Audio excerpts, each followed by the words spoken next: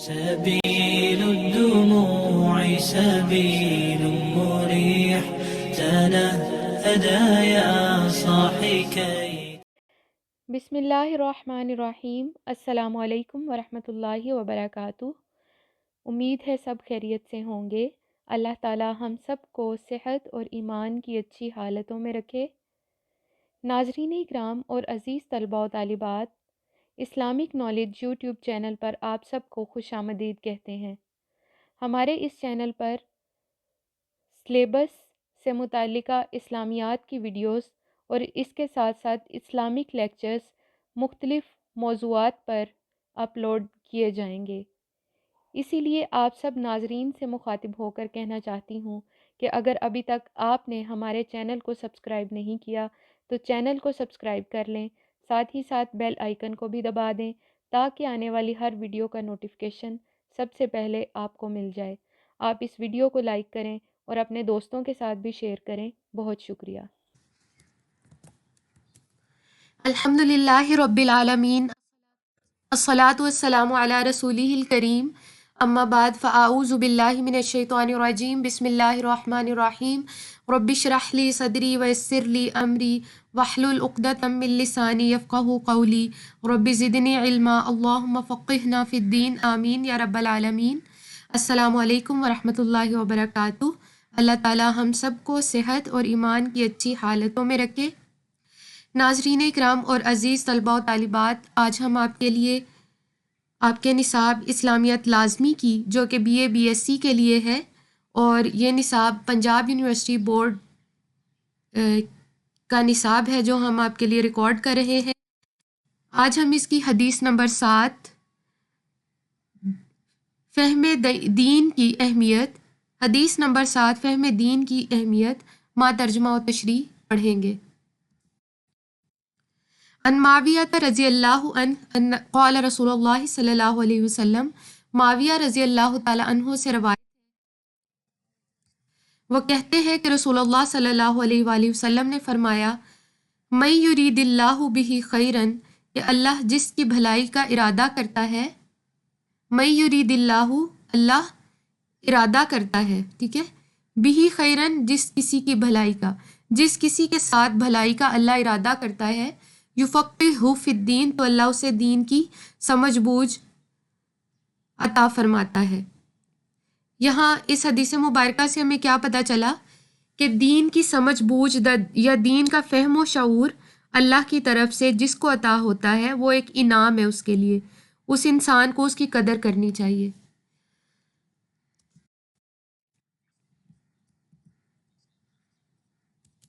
اچھا جی، شرح حدیث، فہم دین کی فضیلت۔ دیکھیں، دین کی سمجھ بوجھ کیوں ضروری ہے، اس حوالے سے ہم اس کے کچھ فوائد آگے پڑھیں گے، لیکن یہاں پہ یہ دیکھیں کہ دین ایسا شخص جو کہ دین کا فقیہ ہو، ٹھیک ہے، اس کی کیا اہمیت ہے اسلام میں۔ اس سے پہلے ہم دیکھتے ہیں کہ فہم دین کو قرآن و حدیث کے بعد اگلا درجہ جو ہے وہ حاصل ہے، لیکن کسی بھی فقیہ کو یہ اجازت نہیں ہوتی کہ وہ تب تک کوئی مسئلے کا حل بیان کرے جب تک اسے قرآن و حدیث، علوم عربیہ اور مختلف مسائل کا حل معلوم نہ ہو، جب تک اس نے خود سب کچھ اچھے طریقے سے نہ سیکھا ہو، اس کو نہ سمجھا ہو، تو وہ آگے اسے بیان نہیں کر سکتا۔ اور اس حوالے سے ہر شخص کو فقیہ اور عالم بننے کی دعوت دی گئی ہے قرآن کریم میں، اور اس حوالے سے یہ جو آیت مبارکہ ابھی آپ اپنے سکرین میں سامنے دیکھ سکتے ہیں، فلولا نفر من کل فرقۃ منہم طائفۃ لیتفقہوا فی الدین، بس ان میں سے کوئی ایک گروہ ایسا کیوں نہیں نکلتا جو ان میں دین کی سمجھ بوجھ پیدا کرے، یعنی کہ جو ان لوگوں میں جو کہ بالکل دین سے آری ہیں، فہم دین سے آری ہیں، وہ دین کا شعور ان میں بیدار کرے۔ اور اس کے علاوہ اس کی مزید ڈیٹیل اس حدیث مبارکہ میں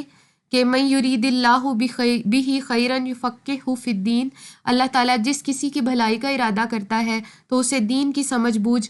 عطا فرما دیتا ہے۔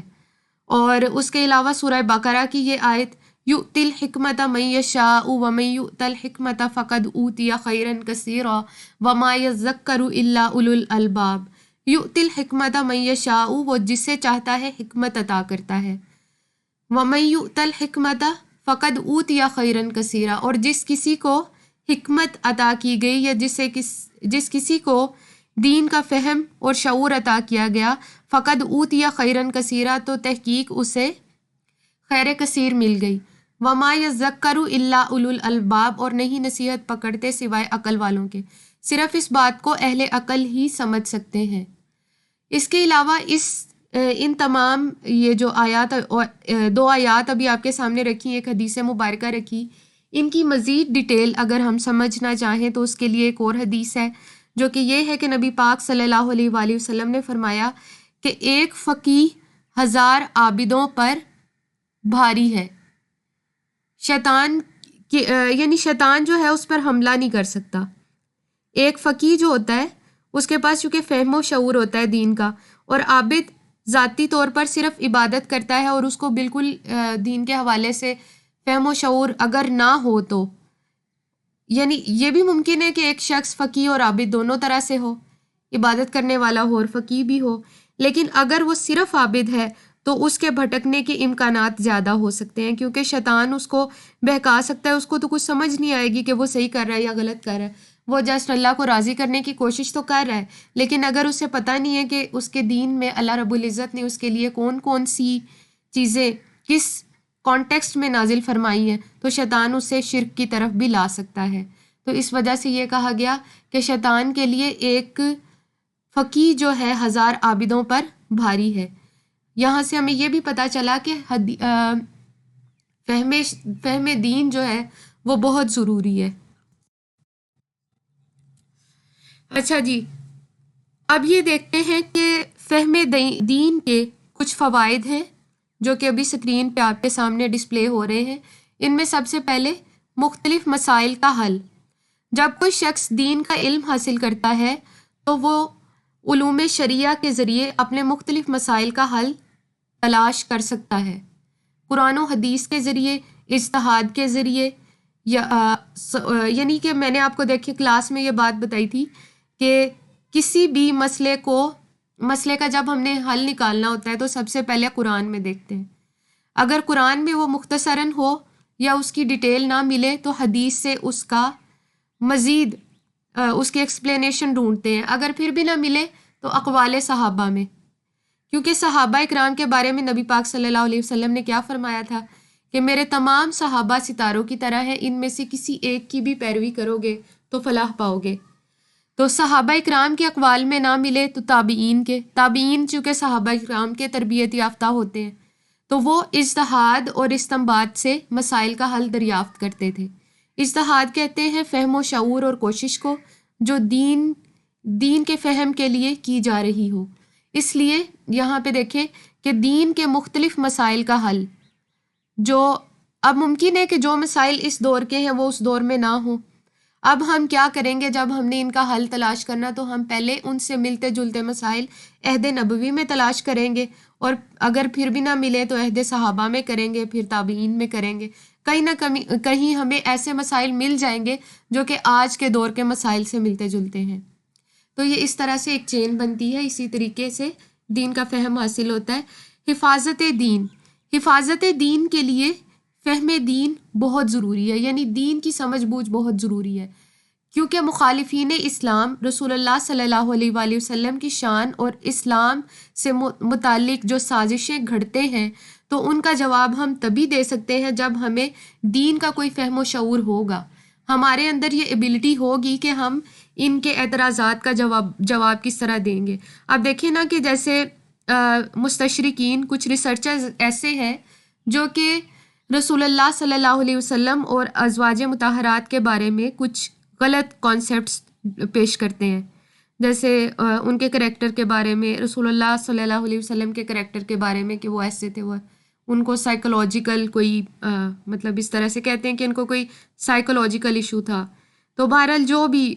اس طرح سے غلط باتیں کرتے ہیں، جب ہمیں دین کی سمجھ ہوگی، ہمیں فہم ہوگا تو ہم ان باتوں کا جواب دے سکیں گے۔ اور ویسے بھی دیکھیں کہ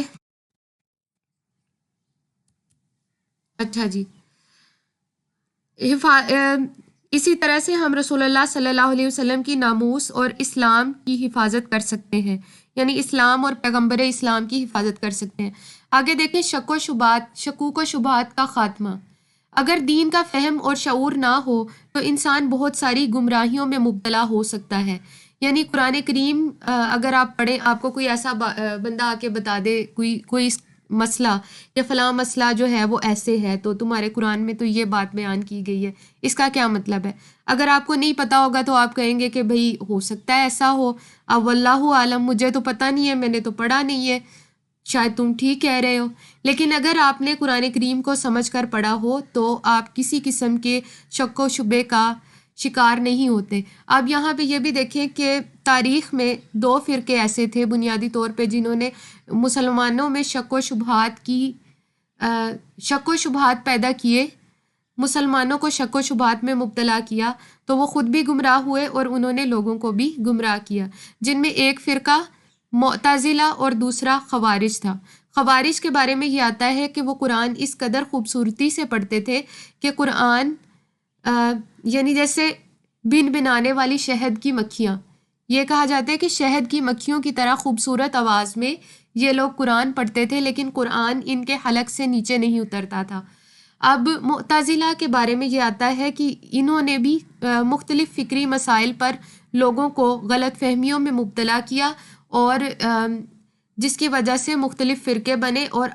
آج کے یعنی عصر حاضر میں بھی جو فرقے ہیں وہ بھی کم فہمی کی وجہ سے یا دین میں ناسمجھی کی وجہ سے ان فرقوں اور مسالک کا شکار ہو رہے ہیں۔ فرقہ بندی، گروہ بندی یا مسالک میں مبتلا ہے، مسالک پرستی میں مبتلا ہے۔ اب یہاں پہ دیکھیں کہ پیچھے جیسے کہ میں نے ابھی آپ کو بتایا کہ خوارج جب قرآن پڑھتے تھے تو قرآن ان کے حلق سے نیچے نہیں اترتا تھا۔ قرآن یہ خوبصورتی سے پڑھتے تھے لیکن عمل کا جذبہ ان کے اندر نہیں تھا۔ پھر بعد میں انہوں نے جن مسلمانوں کو گمراہ کیا وہ بھی قتل ہوئے، یہ لوگ خود بھی قتل ہوئے، گمراہ ہوئے، اور کیا انجام ہوا ان کا۔ اب جو لوگ تو دین کی حفاظت کرتے ہیں، اللہ رب العزت کے ساتھ جڑے رہتے ہیں، دنیاوی اغراض و مقاصد کو پیچھے رکھتے ہیں، اللہ رب العزت انہیں کبھی گمراہ نہیں کرتے اور ان کا ہر قدم پر ساتھ دیتے ہیں۔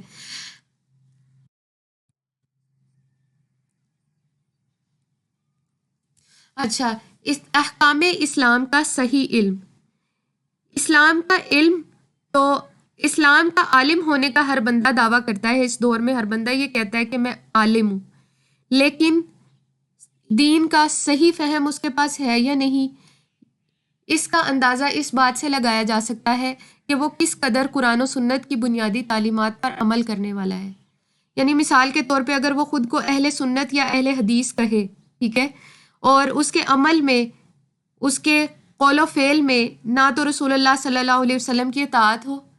نہ وہ آپ کے ارشادات و فرامین پہ عمل کرنے والا ہو، نہ آپ کی بات مانتا ہو، اور بس یہ کہے کہ میں محبت بہت کرتا ہوں آپ سے۔ مجھے کسی نے پچھلے دنوں ایک بات میرے ساتھ شیئر کی تھی، تو میں نے سوچا کہ میں آج آپ کو بھی سناتی ہوں، اور وہ بات یہ ہے کہ کسی نے مجھے بتایا کہ میرے ایک استاد محترم ہے، وہ کہیں مسجد میں جمعہ پڑھا رہے تھے، تو ان کے پاس کوئی آیا اور اس نے آ کے کہا کہ تم نے تو بہت غلط بات کی ہے، اس حوالے سے تم نے یہ کہا کہ رسول اللہ صلی اللہ علیہ وسلم کی شان میں گستاخی کرنے والے کو سزا حکومت وقت نے دینی ہے، یعنی حکومت وقت کو دینی چاہیے، لیکن میں تو یہ سمجھتا ہوں کہ جو کوئی آپ کی شان میں گستاخی کرے گا میں اس کا سر خود پھوڑ دوں گا، میں اس کو بالکل نہیں چھوڑوں گا اگر وہ ایسے کرے گا۔ تو استاد صاحب نے اسے یہ کہا کہ دیکھیں آپ یہ بات کہہ رہے ہیں، لیکن آپ مجھے یہ تو بتائیں کہ آپ سنت پہ خود کتنا عمل کر رہے ہیں۔ یعنی اس شخص نے خود سنت نہیں رکھی ہوئی تھی، داڑھی نہیں رکھی ہوئی تھی، لیکن وہ آنسوؤں سے رو رہا تھا کہ میں تو بہت محبت کرتا ہوں نبی پاک صلی اللہ علیہ وسلم سے۔ اسی طرح کوئی پردہ کرنے والی خاتون آ کے پردہ نہ کرنے والی خاتون آ کے یہ کہے کہ میں تو آپ کی سنتوں پر بہت عمل کرتی ہوں اور مجھے دل کا پردہ ہونا چاہیے، جیسے کہ آج کل لوگ کہتے ہیں کہ پردے کی ضرورت نہیں ہے، پردہ تو دل کا ہونا چاہیے، تو پردے کی باقی کوئی ضرورت نہیں ہے، اور بظاہر وہ بہت مومنہ بننے کی کوشش کرے، تو دیکھیں جو چیز بظاہر اس حلیے میں نہ ہو جس حلیے میں دین نے ہمیں حکم دیا ہے یا پیغمبر اسلام نے ہمیں حکم دیا ہے، تو ہم اس چیز کے حوالے سے یا اس شخص کے حوالے سے کیسی رائے رکھ سکتے ہیں جو بظاہر جو چیز نظر آ رہی ہے وہ ویسی نہیں ہوتی۔ اور احکام اسلام کا صحیح علم دونوں طرح سے لوگوں کے پاس ہوتا ہے، غلط اور صحیح۔ بعض اوقات غلط علوم کی بنیاد پر لوگوں کو فرقہ پرستی، مسالک پرستی کی بنیاد پر لوگوں کو گمراہ کرنے کی کوشش کرتے ہیں۔ اسلام کا صحیح فہم و شعور حاصل کرنے کے لیے قرآن کریم میں کیا تفصیلات بیان ہوئی ہے؟ سورہ حجرات کی آیت نمبر 1 میں ارشاد باری تعالیٰ ہے، یا ایھا الذین آمنوا ان جاءکم فاسق بنبأ فتبینوا ان تصیبوا قوما بجہالۃ فتصبحوا علی ما فعلتم نادمین۔ اے ایمان والو یا اے ایمان کا دعویٰ کرنے والو، جب تمہارے پاس کوئی فاسق کوئی خبر لے کر آئے تو اس کی تحقیق کر لیا کرو۔ کہیں تم اس کی وجہ کیا ہے کہ کہیں تم اس کی وجہ سے کسی غلط فہمی میں نہ مبتلا ہو جاؤ اور بعد میں تم اس سے پشیمان ہو کہ کاش ہم نے اس کی بات پہ یقین نہ کیا ہوتا، کاش ہم نے اس کی بات پر کوئی عمل نہ کیا ہوتا۔ آگے عروج کی ضمانت۔ اگر کوئی انسان اللہ رب العزت کے دیے ہوئے یا عطا کیے ہوئے ضابطہ حیات پر عمل کر کے اپنے تمام تر امور سر انجام دیتا ہے اور اللہ رب العزت کی جانب سے آنے والے ہر قسم کی مشکلات کا حل جو ہے شریعت الہی یعنی قرآن و سنت کے ذریعے تلاش کرتا ہے، تو اللہ رب العزت اس کی ترقی میں دنیاوی اور اخروی خوشحالی لکھ دیتے ہیں۔ یعنی خوشحالی صرف یہ نہیں ہوتی کہ آپ کے پاس بہت زیادہ روپیہ پیسہ یا دولت ہو، یا آپ خود کو بہت زیادہ یہ سمجھتے ہوں کہ آپ امیر بننا چاہتے ہیں، آپ کے پاس پیسے بھی ہوں، دولت بھی ہو، لیکن آپ اس کے بالکل آپ کی جو نیچر ہے اس کے بالکل اپوزٹ ہو، یعنی آپ دین کی خلاف ورزی بھی کر رہے ہیں، نبی پاک صلی اللہ علیہ وسلم سے محبت کا دعویٰ کر رہے ہیں، لیکن جو آپ نے کہا وہ نہیں کر رہے ہیں، تو پھر آپ کیا کہیں گے اس حوالے سے خود کو؟ اہل حدیث جو ہیں ان کو بھی سوچنا چاہیے کہ کیا ہمارا عمل رسول اللہ صلی اللہ علیہ وآلہ وسلم کے ارشادات و فرامین کے مطابق ہے، اور اہل سنت کو بھی یہ سوچنا چاہیے کہ جو سنت، جو طریقہ یا راستہ جس پر آپ صلی اللہ علیہ وسلم عمل کرتے ہوئے گزرے، کیا ہماری زندگی کا لاہ عمل وہی ہے؟ کیا ہم اسی راستے پر چل رہے ہیں؟ تو اس لیے بہترین طریقہ کار دین کا کیا ہے؟ ان الدین عند اللہ الاسلام، وہ دین جو اللہ کا ہے اور وہ راستہ جو اللہ کا ہے، یا وہ طریقہ کار جو اللہ رب العزت نے اپنے حبیب صلی اللہ علیہ وآلہ وسلم کے ذریعے ہم تک پہنچایا ہے۔ کیونکہ اللہ کے رسول صلی اللہ علیہ وسلم اپنی مرضی سے کچھ نہیں کہتے تھے۔ سورہ نجم کی آیت نمبر 2 اور 3 میں ارشاد باری تعالیٰ ہے، وَمَا يَنطِقُ عَنِ الْهَوَىٰ إِنْ هُوَ إِلَّا وَحْيٌ يُوحَىٰ، اور آپ صلی اللہ علیہ وآلہ وسلم اپنی مرضی سے کچھ نہیں کہتے بلکہ آپ تو وہی کچھ بیان کرتے ہیں جو آپ کی طرف نازل کیا جاتا ہے۔ اللہ رب العزت ہم سب کے عمل کے جذبے کو مضبوط بنائے اور ہم سب کو دین کی صحیح سمجھ بوجھ، دین کا فہم و شعور عطا فرمائے، اور اللہ رب العزت ہم سب کو دنیا اور آخرت میں بھلائی، آسانی اور کامیابی عطا فرمائے۔ آمین یا رب العالمین۔ وآخر دعوانا ان الحمد للہ رب العالمین۔ سبحانک اللہم و بحمدک، اشہد ان لا الہ الا انت، استغفرک و اتوب الیک۔ والسلام علیکم ورحمۃ اللہ وبرکاتہ۔ سبيل الدموع سبيل مريح تنهدى